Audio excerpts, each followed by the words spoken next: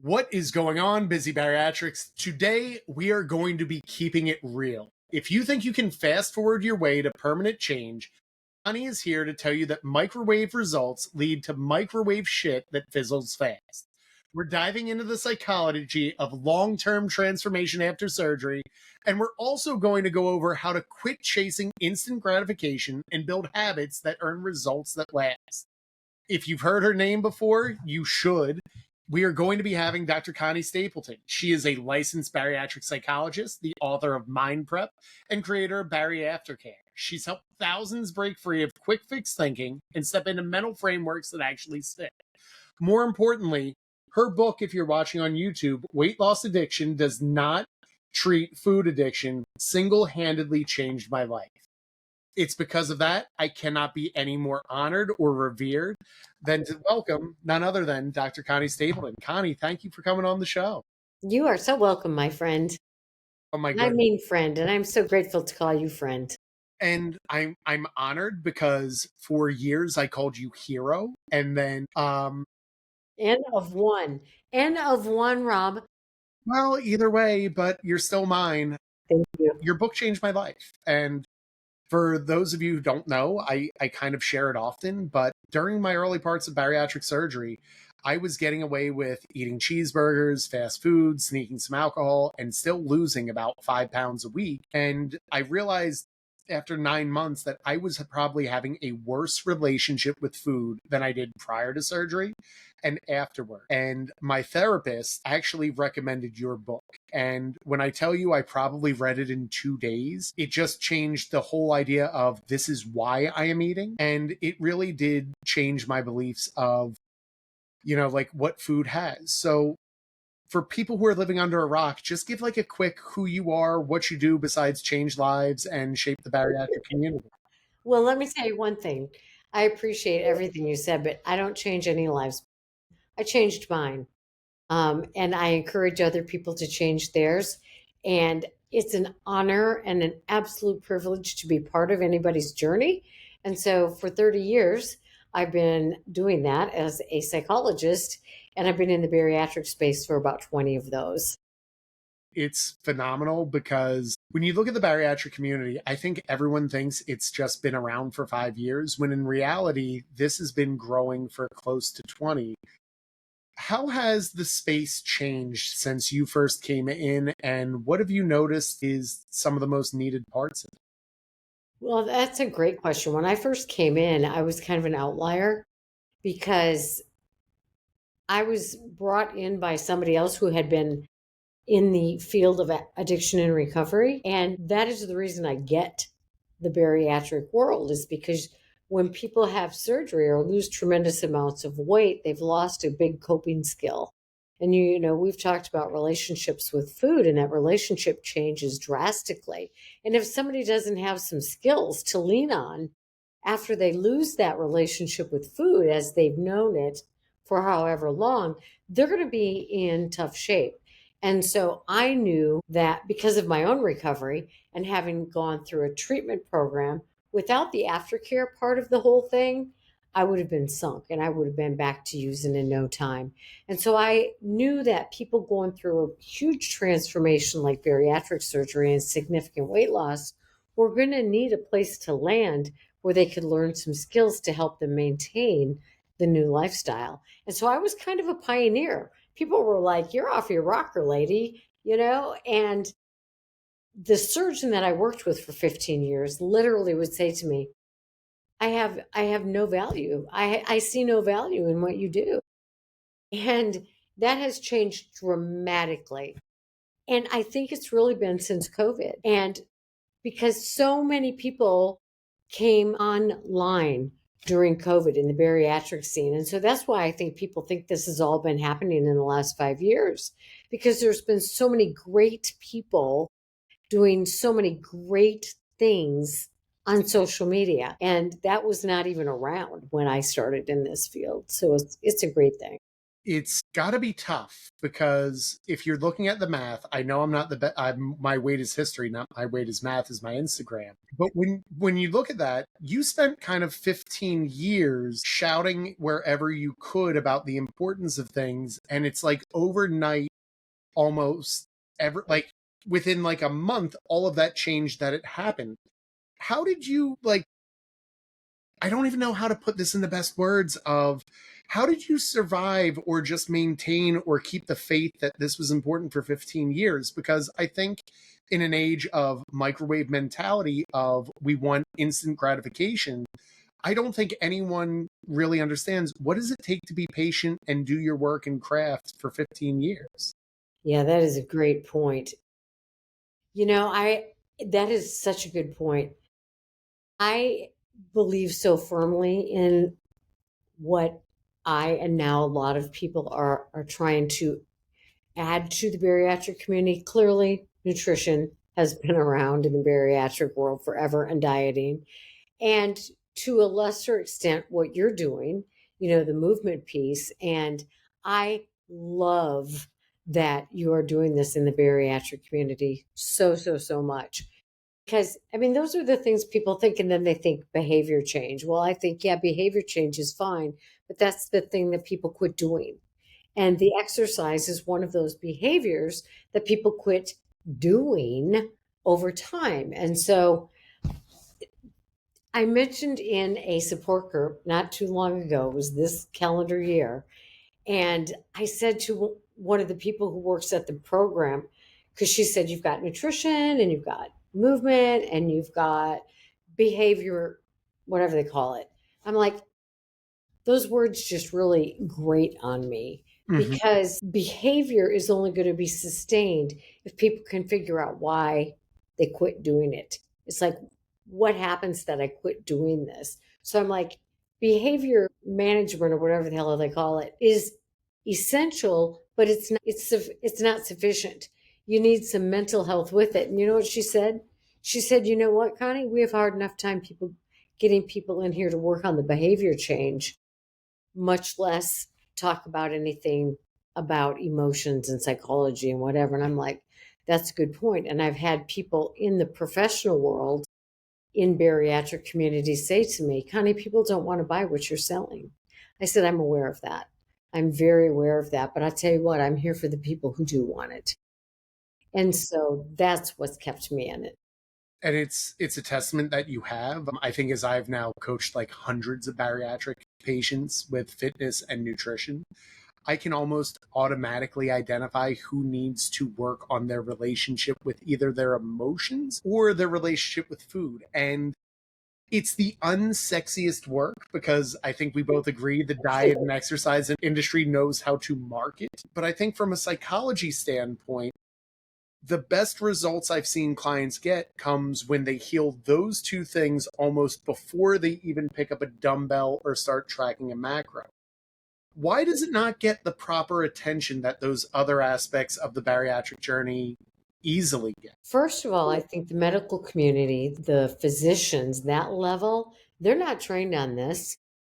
They don't get it. And I understand that. I do understand that. When you spend from 18 to 30 working in a medical community, it is the medical model. It's about diagnosis and treatment, diagnosis and treatment. They don't get the training, they don't get the bigger training. It's all about that medical model. So I don't blame that industry, but I do wish they would catch on a little bit and say, you need to, we need to offer you options or referrals for this, and understand that it is a big part of the picture.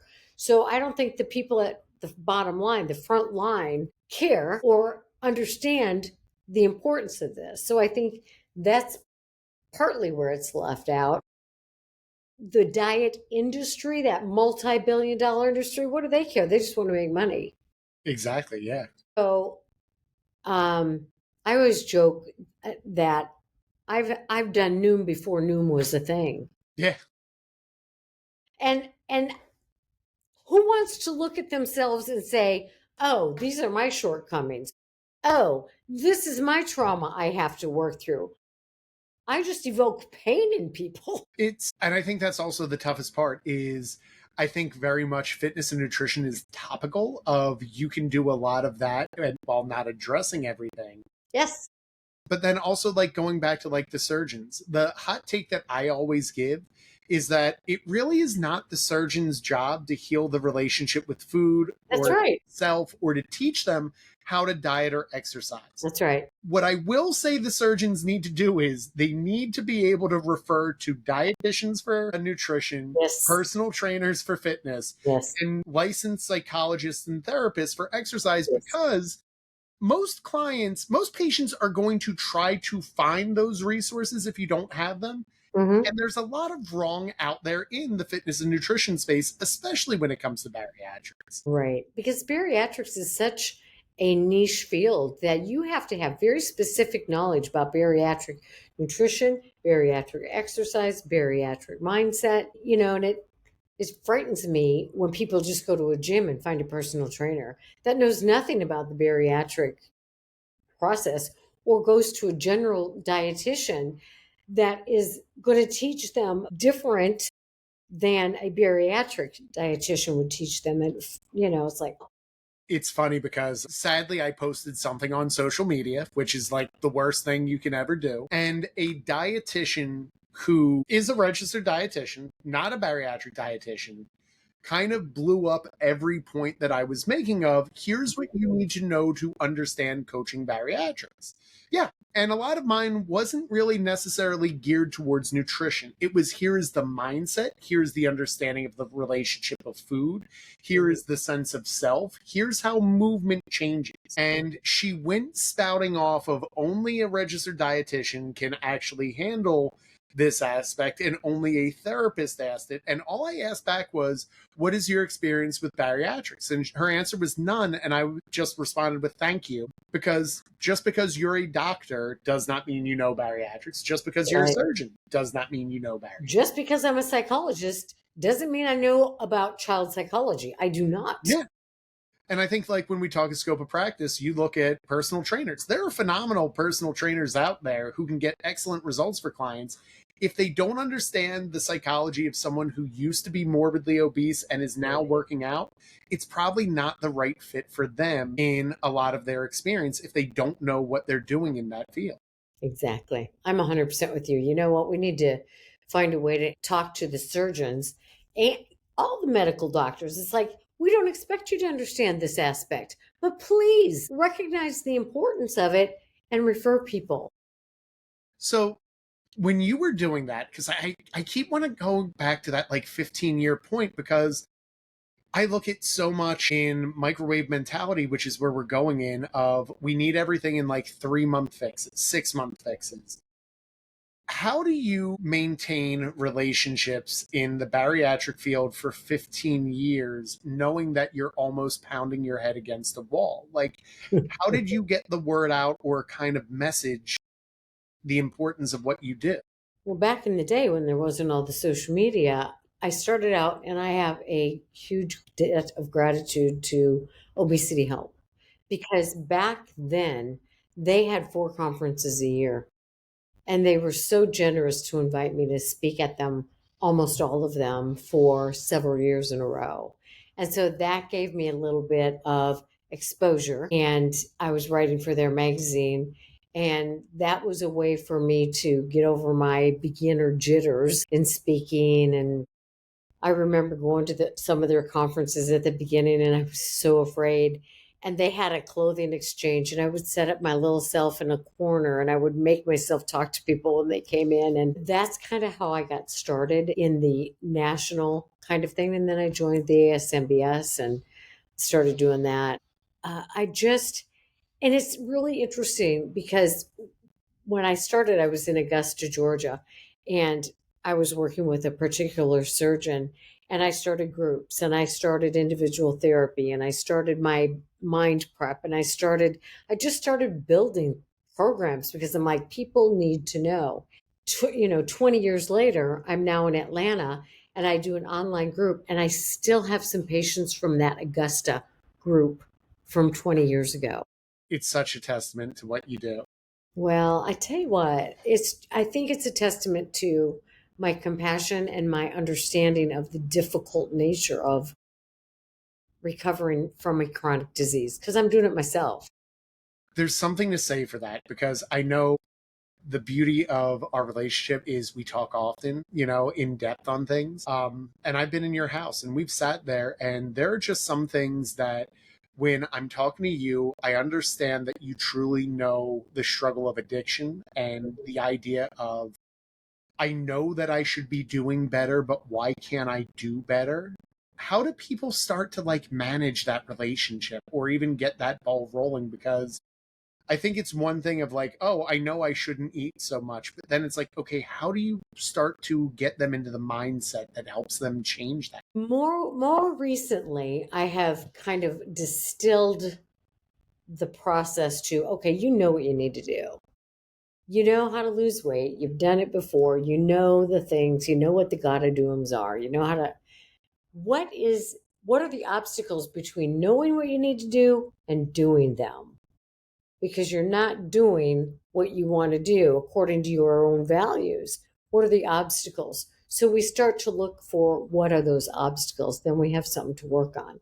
So the obstacles could be negative self talk, or they could be an overall sense of low self esteem, or it could be, um, you know, a particular craving for sugar, or it could be food addiction, or it could be emotional eating. So we look for obstacles, then we have something we can work on and we can close that gap so we can behave more in alignment with our values toward what we want. I think a lot of the times with fitness and nutrition, it's like, okay, we have to close that gap. And everyone wants to be, if you're watching on YouTube, we're both talking Italian. It's a lot of hand motion that's going through. Connie knows. But there's something to say of like where coaching therapists, professionals come in is I don't think in this day and age anyone doesn't know what they need to do. And I'm shaking the top hand. A lot of the times where coaching therapists, professionals come in is, you're down here. How Yes, do we chunk it so that we get to these levels? And exactly. I think it's easier because with fitness and nutrition, for my half, it's very easy to say, like, okay, if I want you to hit a protein goal of 100 grams, I can Right. start and you're only hitting 50. It's very simple for me to say, well, we're going to increase by 5 grams of protein, and we're going to do that for 2 to 3 weeks so you feel comfortable, and we gradually work it up. Same with fitness. Okay, you have 5 pound dumbbells. We're going to work you up gradually and incrementally. It doesn't always work that way when we get into the mind. Yeah, How do you kind of work with that? Because that's a tougher way to teach people how to see their progress in a long game. it really is. And so one of the things is to really sometimes, I'm a fair and firm and I have to go, are you willing to do the work? If you're not willing to do the hard stuff, if you're not willing to hurt a little bit, if you're not willing to look in the mirror and say, I kind of suck at this, or if you're not willing to give yourself praise, because I think that's one of the things that people struggle with. It's hard for people to say, I did well today. Good for me. I did a good job. And that's part of the deal to say, I did add 5 grams of protein. Yay me. Instead of, well, yeah, I added 5 grams of protein, but I didn't do this and I didn't do this and I didn't do this. It's like, whoa, we got to learn to change the thinking. A lot of it is about learning to change the thinking. It's a lot about willingness, to say, let's take a good hard look in the mirror and be honest. Asking as a friend and a professional, because I think this is a really great question. People probably come into your practice often who sign up, and upon immediately, that the willingness may not be there. Is that something you can actually coach, or how do you work with someone who can't even identify that that's where the issue is? Because I know I just say it a lot of times, and I don't know if that's necessarily the best, but I kind of take the approach of, well, at least I said it. At least you said what? There's a disconnect or a gap between what you're saying you want to do and what you are willing to do. Absolutely. I say it too. And I have said to people, you know, I may not be the right fit for you at this point in time. Part of it is I don't have the patience. At this stage of my career, I don't have the patience to hear you lament for 7 weeks and do nothing. So if you're going to work with me, then I'm going to expect you to put forth some effort. I don't have the time or the patience to do nothing. I think that's the first tenet of busy bariatrics is we don't sit in our issues of look, life is tough, we have tough. Almost every professional that I bring into summer camp can tell you they've had personal experience and hardship that could have derailed every single person. But the reason we get them in front of our campers is the idea that, like, yeah, it's tough. You still have to show up. Yes. Why do so many people take either their hardships and turn that into their identity or their crutch in their bariatric journey? Because I feel like that happens often. It does happen often. If somebody's been living in that lane for a really, really, really, really long time, they have learned to get benefits from that. Meaning, if I'm helpless, people expect less from me.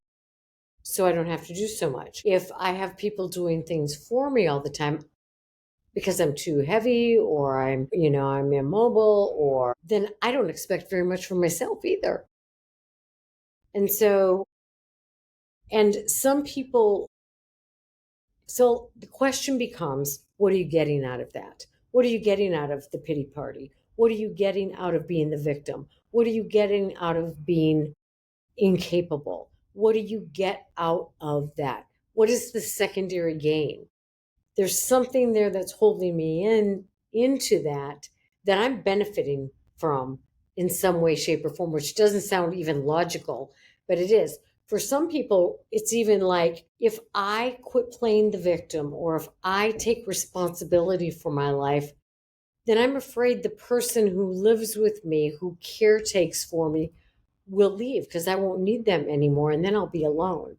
It's very convoluted and it doesn't make sense logically. Psychology doesn't make sense logically. I'm like, that's your surface response. Now we got to go 3 levels deeper. Who wants to do that? Not very many, but let me tell you something. The people who do are remarkable and the growth is phenomenal. I will say, as someone who has had to do that head work in different aspects of my life, and even when I hire coaches for myself, if I stay on that surface level of like, I'm fine or I'm just doing it, I find I don't get as good of a results as like when I can go to my coach and say, like, I'm really struggling with X. And then Yes. we get to the deeper part of it. But that Mm-hmm. isn't like an easy lift for anyone. It's not. And I posted a thing last night. I don't know if you have heard of the author and psychiatrist, medical doctor named Gabor Mate. No, but if you mention someone, I usually tend to either check or read, so I'm going to put that down. Gabormate. He's probably my favorite guru, along with Harville Hendrix. If you have any kind of relationships issues, Harville Hendrix is the guy, Hendrix. Getting the Love You Want. My favorite book ever on relationships. But Gabor Mate, who's a French Canadian, he's actually not French Canadian. He's Hungarian, I think, or Austrian, or I don't know. He's a Jewish guy. His mother was an Austrian Jew or somebody anyway. She was in the Holocaust War, and he was an infant during that time. And his entire focus is on trauma and how trauma impacts our lives so fully as an adult that until we heal our trauma, and people think trauma, they think sexual abuse, physical abuse, god awful. No, he's talking about being bullied on the playground. Now, you tell me how many of our population in the bariatric community were bullied on the playground. And he's talking about our reactions as adults are so influenced by that stuff that our ability to respond appropriately and hold in our emotions appropriately. I don't know. I heard something recently about somebody punching a friend in the face. literally, this is me she's talking about. And if, okay, I'm going to tell my part of the story because I feel like this needs to be covered because it does go from that. As someone who used to be obese as a child, I do not like to be touched, especially by friends or in a joking way, because I have a natural reaction to that. I am a fighter by nature. So when people touch me suddenly, I jolt really quickly. And when you count the fact that I was a dean of students in Philly Public, I also have a lifetime of being an adult where touch was not did not have a connotation that was good for me. Sure. So if someone pokes my belly or my fat or taps me on my rear or grabs like where the fat in my pec is, I will naturally turn around and hit because I go Sure. into fight or flight mechanism. Sure. And that's at least my half of the story. So I guess that is going to get out. You know what?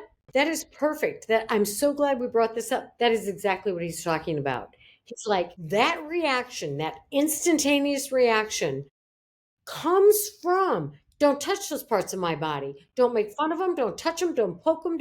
So when it happens now, you're instantly that kid again. Don't effing touch me. And that's the kind of trauma he's talking about that we have to work through to be healthier adults and healthier humans. The book is, I'll tell you in a second. I just started it last night. The Myth of Normal. The Myth of Normal. I'm writing both of these down. Yeah.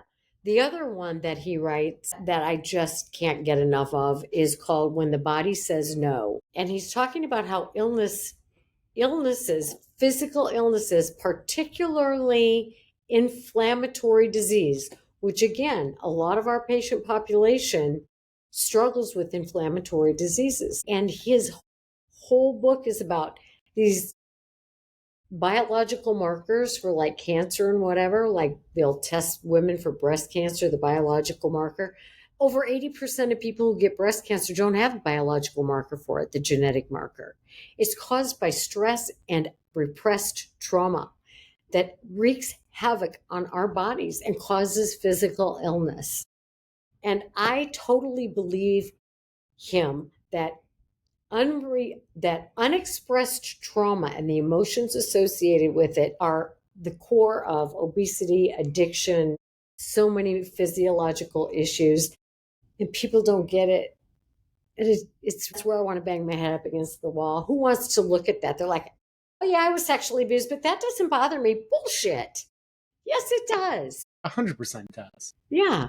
My goodness. And this is why, gang, if you are listening, this is why Connie always comes into my life at the right points of whenever, like we shared a bit of this earlier before we recorded. And this is going to be in November when this comes out, but that pretty much sums up everything that has happened to me and where I'm at certain stages of my life. And I'm kind of like dumbfounded like right now. I need to like take a minute. So talk more or do filler if you want of what's going on there. Because, the book is called The Myth of Normal, and what he's saying, and it really, I almost want to cry talking about it. And I got really heavy when I was reading that first chapter last night because I thought so many people have been traumatized. And it doesn't mean capital T trauma. It can be small t trauma. And that so affects how we interact with our spouses, how we behave toward our children, how we respond to perceived criticism from the boss at work, all the things. And what he's saying in this book is that we think our society is normal, but our normal is so effed up because we are all out there protecting ourselves emotionally and we don't want to get hurt and we respond out of our trauma, but people don't recognize it. And who wants to dig into that because it hurts? I think going back to like my earlier days of being heavy, what I thought was my normal was by no means normal to anyone else. I always joke about my NFL Sundays of like I would essentially eat pancakes, eggs, and bacon, then go to church because that meant I was a good person. And then I would come back and drink like a case of beer while watching the Eagles game. And like if you're listening, I'll say it again, a case of beer, like not not a 6-pack or even a 12-pack. I could drink 24 beers from kickoff NFL Sunday at 1 till about the 5:30 mark, the halftime of the 4 o'clock game. And then I would switch to red wine, and Kate, my wife, we would have Sunday dinner. Oh, yeah. But then Right. Connie, like the dumpster fire of calories, but also this idea of like, well, what do you normalize? That's not how I started. It started as I'd have a couple of beers during an Eagles game, and I thought that was normal. And that slowly worked into I'm going to drink. And as I got bigger, it took more to catch a buzz because I realized it wasn't having 6 beers, it was having a feeling, Yes. and it's tougher to chase that feeling each time. And I think from your experience with food and alcohol, a lot of the times it's not even that we like the food we're eating, we're chasing a feeling Absolutely. that happens. So why does that happen, and how can we like rewire that? Because that's not, again, I can give you the macros, I can give you the workout split. If you're still chasing a feeling you are getting from food, you are not going to be like, it doesn't matter, my work doesn't matter. And I'll say that in the most respectful way possible of like, there's clients I work with where I'm like, you need to go see a professional to do this. So how do you start rewiring or reprogramming or figuring out how to change that? Part of it is most people who have experienced some kind of trauma, especially the earlier the trauma happens, like if you're a child and you're being picked on the playground because you're overweight, then the child, because their brain is not the brain of an adult, thinks something's wrong with me. Something is wrong with me. I'm different than the other people. Something is wrong with me. And so now I'm going to overcompensate in some way because a child wants to fit in. All humans want to fit in. Adults want to fit in. We have a biological need to fit in. So now I'm going to be nicer to people, or I'm going to be the funny person, and then people won't pick on my weight because I'm fitting in because I'm funny, and they will overlook my weight. Or I'm going to be the woman who does everything for everybody. And isn't she nice? And isn't she kind? And oh, she's so big hearted. And so we are overcompensating for this feeling that there's something wrong with us. But we don't go to the therapist and say, I feel inadequate. We say, I just like to help other people. Yes, that's probably true, but what else do you get out of that? So it's a process of digging down and saying, what is the need that's driving the behavior? How can you get that need met in a healthier way without overtaxing yourself or not being true to yourself? I don't want to do all these committee works. I don't want to do all the things for all the people. I'm pissed off actually when it comes down to it. I feel taken advantage of, right? So the people that are out there doing all the good things for people, they're really angry. They're resentful. The people who are so funny, ha ha ha ha ha, go home and cry. They go home and commit suicide because it's a lot of work. But this is how I know to fit in. This is how I know to be liked. And it's exhausting. So we have to start with people and go, what are you doing? What are you doing? How is that affecting you? Is that who you really are? And is that who you really want to be? If not, how do we get these needs? Because we are all driven by needs. And a lot of our behavior is driven by these needs.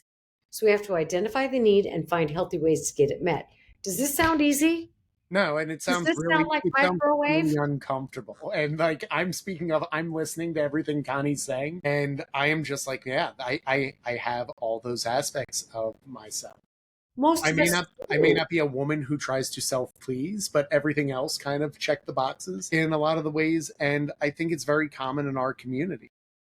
It's common in the world. Obesity is one thing, addiction is another. They cross in some aspects, gambling, overachieving, it's Connie, get out exhausting. of my greatest hits list. Like, that's literally it's like Listen, bringing me down right now. Rob, Well, and that's why I think like it helps and why your work is so important, but also that like you kind of get it. And by kind of I mean you really do. I do because I live it every day of my life. There's It's some me. there's something to say of when you have someone in front of you who not only has lived trauma but understands how to get you out of it. You Mhm. can have some really powerful conversations if you are willing to get vulnerable and share that. And it's exactly what you just said. It's just about allowing yourself to be vulnerable. And it could be with your best friend. It doesn't have to be with a therapist. It's just about getting real and saying, you know what? everybody likes me, but I'm so tired because it takes so much energy for everybody to like me because I have to be happy all the time, or whatever it is, whatever your thing is that makes you feel like you fit in, but it's exhausting, It is. you know? So it's just being real, and it's being real with yourself and with another person who, Brene Brown, Yeah. if you can be vulnerable with somebody who just accepts you and loves you and says, okay, okay, you're great and you're wonderful and you don't have to play that game. So when you're vulnerable with somebody and they just accept you, a lot of the healing just happens. It's just about being real. And so it's hard for us to be real with ourselves because we put on, they talk about therapy and the onions and the layers and the da da da, because we're protecting ourselves and we can't shed it all at once or we would lose our freaking minds. So it really is a lifelong process. I mean, I still am learning things about myself that have been hard for me to admit. I'll tell you, the ones who teach me the most about myself are my children. Why do you say that? I have an idea, but like I'm always interested to hear your take on this. Because I sat down with my husband and I sat down with our three grown children who are between 38 and 40. So they're not kids. And I said, there's something I need to talk to you all about. And I shared with them, I said, I love you enough not to ignore this. And a lot of families won't talk about these things, but as your mother, I can't sit by and see some of this stuff happen and not say something to you because I love you enough. And they love me enough to say, well, Mom, what I see you doing is sometimes you hold things in so long that when you finally tell us, you bleh. And I'm like, you're right. You are right. I always say my emotions, I don't really have feelings on my emotions. It's more of like 10,000 paper cuts that cause like a bleed out and then or an explosion. But that's a really tough place to be, is that vulnerable space where you share what you want to think and how to get it. What are some ways that if a patient struggles with that, of showing up vulnerable, how can they either get the ball rolling or figure out if this is the right fit for them? Are you talking about therapy?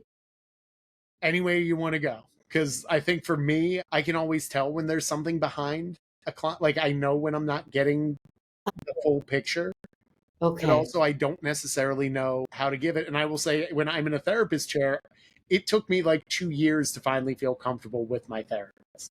Well, you have to build that trust. So if you're the coach in this scenario and you're sensing that you're not getting the full thing from your client that you're working with, you demonstrate the vulnerability by saying, I could be wrong here, but I'm sensing that there's something you're not sharing with me. Like maybe you don't believe you can do this. Take whatever it is you're speculating is going on with them and pose it like I could be wrong, but I'm really kind of getting the sense. So you offer it in an accepting kind of way, like it's okay for you to tell me this, and I'm here, and it's. Now, with my therapist that I worked with when I first started, she was pretty hardcore, you know, kind of like I am, but there was such a genuine authenticity of I knew she cared about me. And you're a genuine person. And I think if people are genuine and people are like, how do you get away with saying things like that? I said, if people know you care about them and you're genuinely going to be there for them, you can get away with saying almost anything. I think it's the best part of when you and me get together. And it's the same way I am in my classroom, where Mhm. I have to almost explain, because it comes as a double-edged sword. In teaching, because I have that rapport with my kids, they will give me like younger teachers, or like, people will be like, you need to watch how Rob interacts and does things. And I almost want to be like, you probably shouldn't in your first 3 years do this. But if you Yes. learn how to build the right rapport and you come from a place of love, you Yes. can say that. And not everyone is ready to hear it. They Yes. can respect it, But at the same time, like, I don't think everyone does that. So when authenticity comes through, it almost like knocks some people around a Yes. little. It does. It does. But then they know that they can trust you. And if you're honest with them, even if it's a little bit painful of honesty, like my therapist, she'd look at me and go, well, you're being really selfish right now. And it'd be like a dagger to my heart. But I also knew, and she just kept that eye contact with me. Like, I love you, but I'm going to tell you, girl, you're being really selfish right now. A phrase that always stings when I hear you say it. But it's not wrong. It comes from the same part. Is you say it in your podcast often of, and what part did you have to play with that? And that always, like, when I really feel like I'm angry with someone, I go back to that phrase. Can you just kind of explain the logic of that and why it Yes. always punches me in the gut? Sure.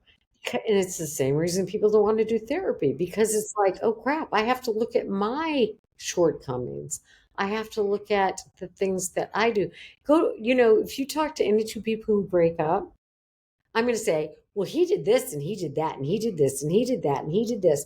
And he's going to be saying, and she did this and she did that and she did this. The question we need to ask ourselves is, like, I'll call my best friend rant and rave, and she'll be like, "What that bastard do?" And I'll be like, "Well, he did this and he did that and he did blah, that son of a blah blah blah," and she'll listen. And at the very end of our conversation, whoever's on the receiving end will go, "And what was your part?" We know that's where we're going to get to, because when I can say, "Well, you know, okay, I called him 5 really horrible names." I always leave my part out of it whenever I tell the story. Yes. I will say the coolest part is my lifting buddy Adam is 6'4". He Oh, is okay. 325 pounds. We Okay. used to work in Philly public together. Like, and he's built. Like, he could probably pick up his car and carry it to work. Um, which is fun to lift with, but he's very aware of who I am as a person, and he's like, he'll just say these little things because he's like a stoic. He's like this bit, and he has a big baritone voice, so it's like, and he'll just be like, "Well, Rob, you're the hero of every story. What would happen if you were the villain?" And then I gotta sit there and be like, "Shh," and I won't say the full word because I already used my one for the podcast. Yeah, Uh, but it makes me realize that, like, everyone is a hero and villain in someone else's story, that's right. but there's a relationship that goes with those two people. And if I can say my temper gets me in trouble, my temper leads to the arguments in our family, my selfishness leads to, then I can heal. I can't fix him. I can't fix her. I can't fix their problems. But if I'm not willing to say these are the problems I bring to the relationship, we're in trouble. It really is the truth of that. And, like, realizing you have to do that part is big. And I will say, the best coaches who I've hired from starting coaching, I've probably 60-40 fired to retained coaches over my time. My best coaches that I keep and I work with really comes down to, and this is people who I hire to help me, are Right. the people who kind of sift through and are like, okay, now what part do you have in this? And kind of really get it, because I think we all hire coaches, I think, for one of two reasons. And this is my belief.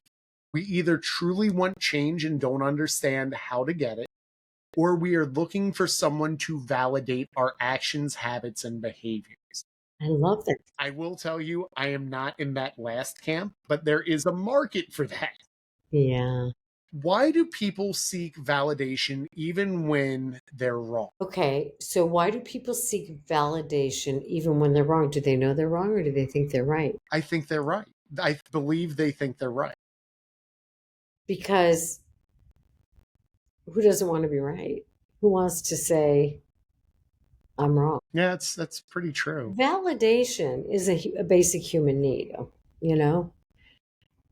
And depending on how deep our need for that is how hard we will fight for that. So, just gave me a great visual. So let's take any issue, whether it's validation or affirmation, kind of the same thing, or let's just take that. I need affirmation. We all need affirmation, right? But if I feel pretty good about myself, and you can like me or you don't have to like me, you can believe what I believe, you don't have to. So I'm pretty full in that area, let's say. But if I'm not, I'm going to go to any length to get that because my well in that area is so empty that I'm so desperate for it that I'm going to fight harder for it. When people are pretty okay in whatever area, they don't have to fight for it. They don't need you to agree with them. They don't have to fill you up. It's like, more power to you, pal. No, it all You makes do you. perfect sense when you put it that way. The more vehement somebody is about something, the more empty that well is, generally speaking. Now, it could be that you're totally passionate about something, and so that would be a different thing. But if it comes to, I mean, we can kind of smell neediness on other people, right? And it comes from a place of emptiness, or it could come the other way. So we'll take an issue. Let's take an issue of dependency. All humans need other people, right? Some people are almost like Klingons, right? I can't do anything myself. I've got to have this person. I'm a Klingon. And they come across desperate and needy, right? Other people who have the same issue and are equally as empty are going to come across like, I don't need anybody. I am a rock. I am an island, and an island feels no pain. Simon and Garfunkel, right? So we have an issue. In the middle is the healthy place. One end can look desperate, the other one can look rigid. Same issue, equal level of unhealthiness. So people who are really braggarts, they're telling everybody how great they are at everything. That is a neon red sign flashing that I don't feel very good about myself. It's equal to the person who tells you I suck at everything and I believe it. I got to tell you, this is why I always love talking to you. But it's also like I always feel like there is a mic drop of like I'm always like, man, I got to go emotionally read all these books. I really got to do some soul searching on myself. But it really does show that like it transcends, I think, not just bariatrics, not just addictions, but it's just people.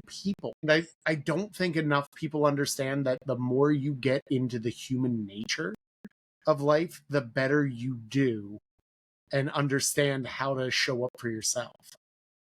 I feel like you lived rent free in my head though for 49 minutes, so I'm painfully aware of 49 minutes and 58 seconds as of this recording. So I'm going to go to something light. A little lighter, yeah. Little lighter because you still show up in the bariatric space and you still show up in support. What does support in your program look like these days, and how do you show up for the community? Because I don't think people understand how much work any of us do, but more importantly, how you've continued to hold a space even after 15 years of it not being readily available, and now that it is like fully booming and everyone is trying to do. Right. Well, I have kind of had to pull back for my own mental health, and I've shared this with you a lot because of my own issues. Mm-hmm. Right? My own personal issues. And so one of the ways I take care of myself is I don't want to see the comparison stuff because my own insecurity will come flooding out of me. And I don't like to live there. So I don't look at how many people read my blog posts. I don't even do those, but I don't look at how many likes I have. I don't look at how many people listen to my podcast. I don't look at how many people listen to other podcasts. I have to stay away from that. It's kind of like the scale. I don't have one, haven't been on a scale for 30 years. I don't want to know because it'll do something to my head. So I do what I do because I believe that we all are good people, and a lot of us are ill prepared, not stupid. We just haven't been taught healthy coping skills. We haven't been taught healthy communication skills. We haven't been taught how to set boundaries. We haven't been taught these things. So we're ill prepared to deal with, oh my God, I could never say no to my mother, or oh my God, I could never. We have to learn how to do that. And I am so passionate about helping people have better relationships First of all, with themselves, then with the people in their lives. People are like, you shouldn't give this stuff away. I don't care. I don't care. To me, it's my ministry. It's my way of doing what I think God put me on the earth to do, which is to help people connect. Because I think we all want and need connection and don't know how to do it. So I'm going to do my thing. If 5 people listen, hallelujah. If 12 people listen, hallelujah. If nobody listens, well, hell, I'm hearing myself and I'm learning something for myself. So I just do it because I am passionate about it. And it really, to me, it is, I feel like I'm a psychoeducator with a spiritual oomph to it. I think there's a beauty of having that whole package together, and it's why you come off the way that you do, but it's also why I've loved hearing your message for years now, and I love collaborating with you because Me too. it's selfless work. I think for a lot of us, when we look at it, the amount of effort that we put into everything doesn't always show up in likes, shares, follows, streams, downloads, Dollars. Like, let's just call it dollars when it comes to it. But I always look at, like, podcasts like this or coaching practices. If I can help a couple people get a little bit better, and if I get to at least sit on a podcast with an amazing therapist who has helped me and inspired me, then, like, maybe I did get something good out of all that. I do have 2 things that I make money off of. One is I have a bariatric care program. Yes. Which is an online paid subscription. And, it's got peer support. It's got all the things all the programs have. I will say, I guess I have an older population, probably because I'm older. That's okay. And I love them. We all need to belong somewhere. And then I do retreats, and people give me hell sometimes because they're expensive. And I'm like, listen, I don't even care about that. It's like, how much shit I put out there. I'm sorry. I have way overused. I don't even cuss on my own podcast. I I apologize. know you came onto mine and you're filling the swear jar. I'm like, I man, know. Connie. I'm so sorry. God, it's been like 6. My kids, I have to pay them $1. I know. I should slap a 10 down and just call it even. Yeah, exactly. Sorry about that. I really am sorry about that. No, we're good. But this is why I love about you is, like, when we talk, it just flows. Yeah.